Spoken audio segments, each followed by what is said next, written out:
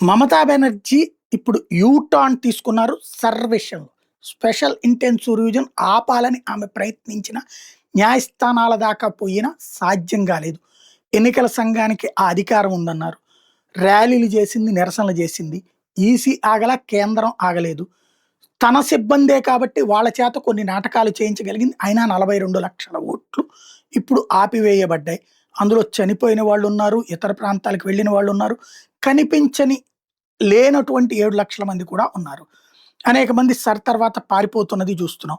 ఇప్పుడు ఆవిడేమంటుందంటే, ఈ సర్ అనేటటువంటిది మనం అంగీకరించకపోతే రాష్ట్రపతి పాలన పెడతారు.